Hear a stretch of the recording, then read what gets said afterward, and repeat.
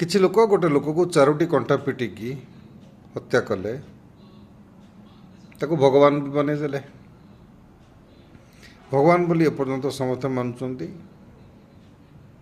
ଏବଂ ଆମ ଭାରତ ଯେଉଁଠି ସନାତନ ସଂସ୍କୃତିର ସୃଷ୍ଟି, ସନାତନ ଧର୍ମର ପ୍ରଚଳନ ଅଛି, ଏଠି ମଧ୍ୟ ସେଇ ଚାରୋଟି କଣ୍ଟା ପିଟାରେ ହତ୍ୟା ହୋଇଥିବା ବ୍ୟକ୍ତି ପାଇଁ ଏଠି ବଡ଼ ଦିନ, ଛୋଟ ଦିନ, ଛୁଟି ଦିନ, କେତେ କ'ଣ ନୂଆବର୍ଷ, ବିଭିନ୍ନ କାମ ସବୁ ପାଳନ କରାଯାଉଛି। ବିଭିନ୍ନ ତାକୁ ପର୍ବ ହିସାବରେ ବି ପାଳନ କରୁଛନ୍ତି କିଛି ସଂଗଠନ।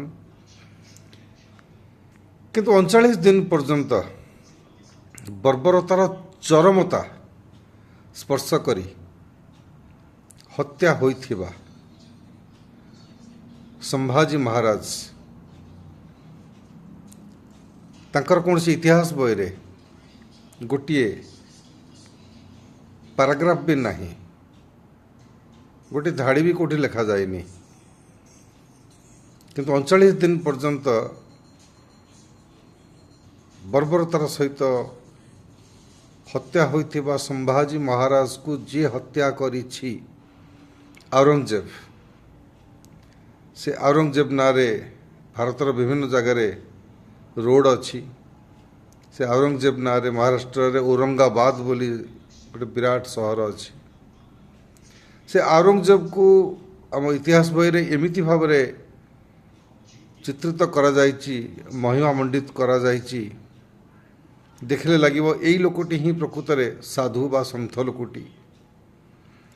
ଏବଂ ଆଉ କିଛି ଆଗକୁ ଯାଇ ପୂର୍ବରୁ ଥିବା କିଛି ବାମପନ୍ଥୀ ମାନସିକତାର ବ୍ୟକ୍ତିମାନେ, ରାଜନୈତିକ ବ୍ୟକ୍ତିମାନେ ବି ଲେଖିଦେଇଛନ୍ତି ଯେ ଔରଙ୍ଗଜେବ କାଳେ ହିନ୍ଦୁ ମନ୍ଦିର ତିଆରି କରୁଥିଲା।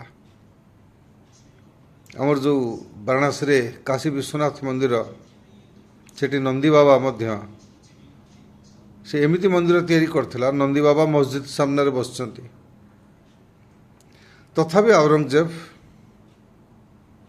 ମହିମା ମଣ୍ଡିତ କରିବାରେ ଭାରତର ପ୍ରଥମରୁ ଏ ପର୍ଯ୍ୟନ୍ତ କୌଣସି ଜଣେ ବି ଶିକ୍ଷା ମନ୍ତ୍ରୀ ବିଲକୁଲ କାର୍ପଣ୍ୟତା ପ୍ରଦର୍ଶନ କରୁନାହାନ୍ତି। ସମସ୍ତେ ଚାହୁଁଛନ୍ତି ଔରଙ୍ଗଜେବ ଜଣେ ମହାନ ବ୍ୟକ୍ତି ହେଇକି ଇତିହାସ ବହିରେ ପୃଷ୍ଠା ମଣ୍ଡନ କରନ୍ତୁ। ଧନ୍ୟରେ ଧର୍ମ ନିରପେକ୍ଷତା। 3 ବର୍ଷ ତଳୁ କୁହାଯାଇଥିଲା ଯେ ମୋଗଲ ଆକ୍ରମଣକାରୀ ଯେଉଁ ଚୋର ଚୋଠାମାନେ ଥିଲେ, ସେମାନଙ୍କର ପ୍ରସଙ୍ଗ ସବୁ ଇତିହାସ ବହିରୁ ଦୂରେଇ ଦିଆଯିବ ଏବଂ ଯେଉଁମାନେ ସବୁ ସନାତନୀ ବୀର ଏବଂ ବୀରା ରମଣୀ ଥିଲେ, ସେମାନଙ୍କର ପ୍ରସଙ୍ଗ ସବୁ ଇତିହାସ ବହିରେ ସ୍ଥାନିତ ହେବ। ଆମେ ତ ଚାହିଁକି ବସିଛୁ ଭାରତୀୟମାନେ, ଇତିହାସ ବହିରେ କେବେ ସେଟା ସବୁ ସ୍ଥାନିତ ହେଉଛି। ଧନ୍ୟ ସରକାର, ଧନ୍ୟ ସେ ଶିକ୍ଷାମନ୍ତ୍ରୀ ସମସ୍ତେ, ଏ ପର୍ଯ୍ୟନ୍ତ ସମସ୍ତ ଶିକ୍ଷାମନ୍ତ୍ରୀଙ୍କୁ ତାଙ୍କର ଧର୍ମ ନିରପେକ୍ଷତା ପାଇଁ ଏବଂ ହିନ୍ଦୁମାନଙ୍କୁ ମାନସିକ ଭାବେ ତିଳ ତିଳ କରି ଅପଦସ୍ଥ କରିବା ପାଇଁ ସେମାନଙ୍କୁ ଧନ୍ୟବାଦ ଦିଆଯିବ ନା କ'ଣ କରାଯିବ? ଆପଣମାନେ ଯେ ପର୍ଯ୍ୟନ୍ତ ଚିନ୍ତା କରିନାହାନ୍ତି, ସେ ପର୍ଯ୍ୟନ୍ତ ଏ ଧର୍ମ ନିରପେକ୍ଷତା ଜାରି ରହିବ। ରହୁଛି। ଶୁଭରାତ୍ରି, ନମସ୍କାର, ଜୟ ଶ୍ରୀରାମ।